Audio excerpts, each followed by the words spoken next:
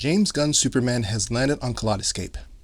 Does this 4K Ultra HD digital release stack up to the Man of Steel himself? Is it demo material worthy of a superhero like Boy Blue?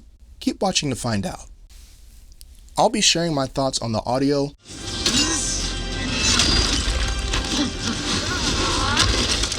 Atmos hide effects, Kill him! Good luck with that.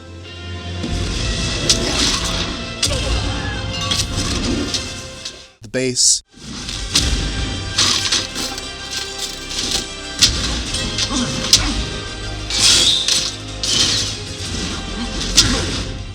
we'll take a look at the Trinnov Atmos viewer, and we'll discuss the video. And as always, I want to hear your thoughts in the comments below once you've had a chance to see it. Oh, let's discuss.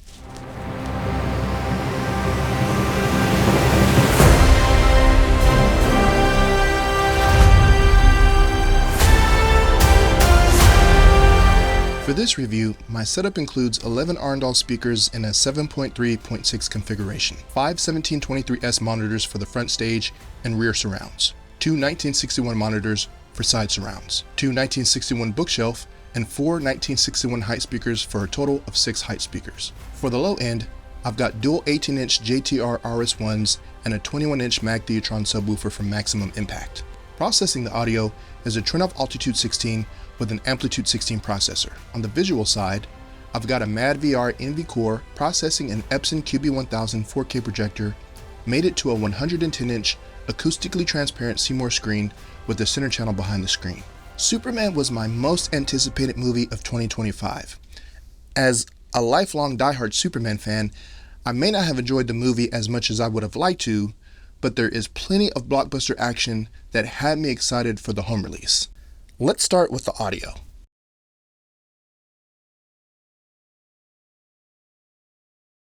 Alright, here's the thing. Superman is the cream of the crop when it comes to superheroes. He can fly, he can hit hard, he can shoot laser beams from his eyes, and the list continues.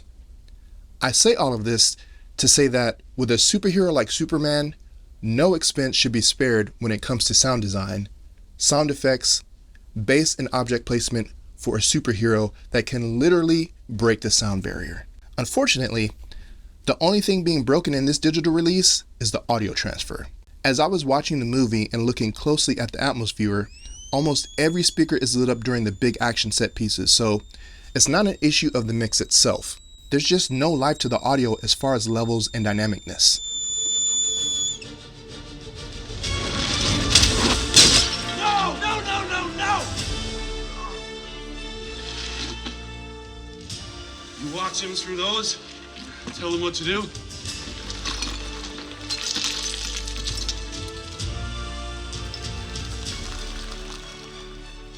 Crypto? Get the toy. 30. Oh, the stupid dog! Charlie down!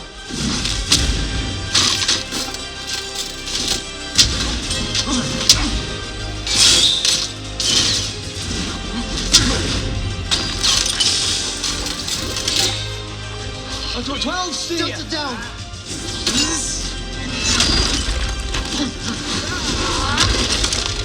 36 B! No. Hotel down!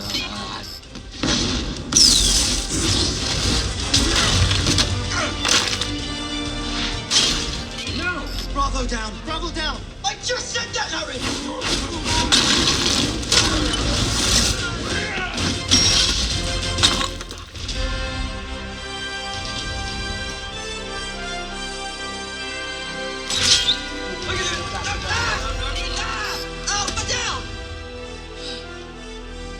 Lex, the Raptors have arrived.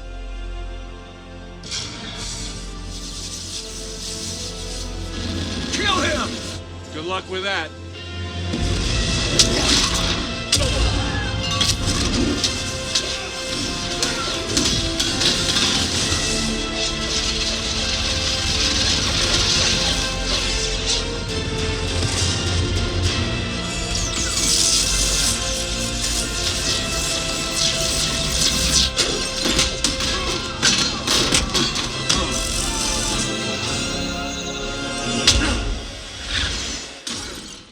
You're going to have to crank this one to get any type of immersion when all is said and done.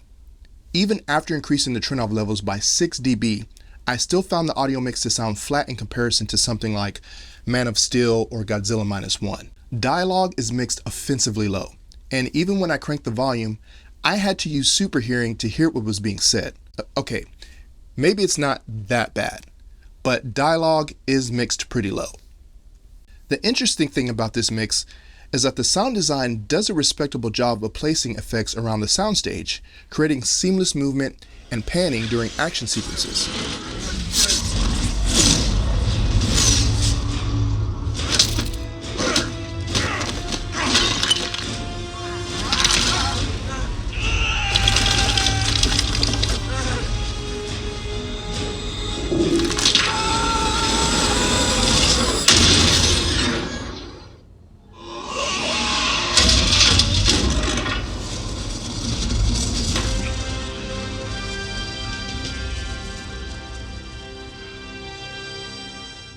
However, while placement is good, it definitely had the potential to be even better, and the levels are mixed so incredibly low it's hard to find any enjoyment in the immersion.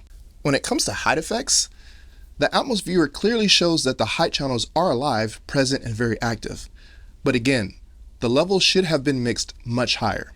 Most of the times, I could barely even hear anything coming from the height channels, despite what I was seeing on the Trinnov Atmos viewer. Looking at the Atmos viewer, this is pretty much a 7.1.4 track that will occasionally utilize 6 heights if you have them.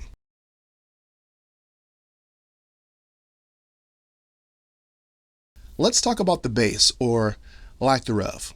Don't get me wrong, there is bass, but it's anemic at best. Like everything else in the audio design for Superman, the bass is extremely weak and lacking.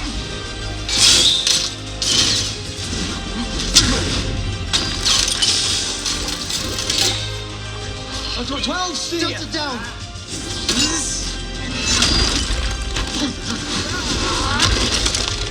36 beer. No. Hotel down.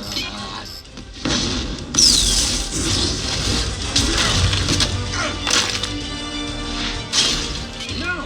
Bravo down. Bravo down. I just said that, Harry.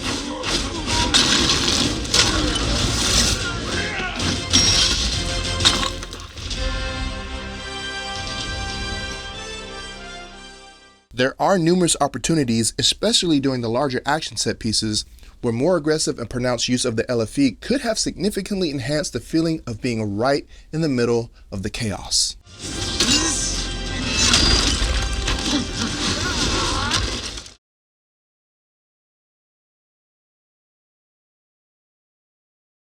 Visually, I had zero problems with Superman. It looks great and has the IMAX scenes that'll mostly fill your 16:9 screen. And it's a James Gunn movie, so there is grain throughout, which gives it that gritty look. This gives the movie more of a filmic look rather than the ultra clean digital aesthetic that we often see from modern Hollywood action movies, which I don't mind at all. But I like the choice of making Superman more gritty. Those IMAX shots create a more immersive and epic cinematic experience at home. This is a brighter, light-hearted tone than the likes of the darker, moodier, and physically grittier Man of Steel, which is still my favorite Superman movie of all time, by the way. The more colorful and richer cinematography fits the tone of James Gunn's vision, and that's faithfully reproduced with the digital home release. And my MadVR NV Core does a great job at assisting my QB1000 projector at preserving the director's intent. The HDR looks beautiful, but it's not anything that's going to necessarily show off your display. Overall, I'd give Superman 6 out of 10 for audio, and that's being gracious. Honestly, the audio super sucks. This is one of the biggest missed opportunities in the history of superhero movies. It's a disappointing audio track that provides a subpar experience and does slightly improve provided you crank it, but it leaves so much room for improvement, particularly in the impactful use of bass and overall lack of aggressiveness of the height channels during intense action sequences. Top that off with an offensively low overall master mix. This is like the Superman 3 of audio.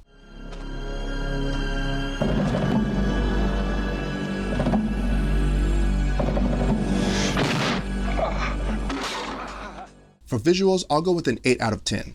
The grain-heavy look is a stylistic choice that might not appeal to everyone, but detail and color are handled very well. If you're a fan of James Gunn's Superman and are looking forward to watching this at home to give your home theater a workout that's more powerful than a locomotive, then this just isn't it. Despite how I feel about the movie itself, the audio aspect could have been the golden standard for go-to content to push your home theater to its absolute limits with a superhero like Superman. So, what are your thoughts on James Gunn's Superman? Are you planning to add it to your collection? What are your thoughts on the audio and video quality? Let me know in the comments below. And if you enjoyed this review, be sure to hit the subscribe button and hit the bell notification so you don't miss any future movie reviews and home theater related content. Thank you for watching, and I'll see you in the next video.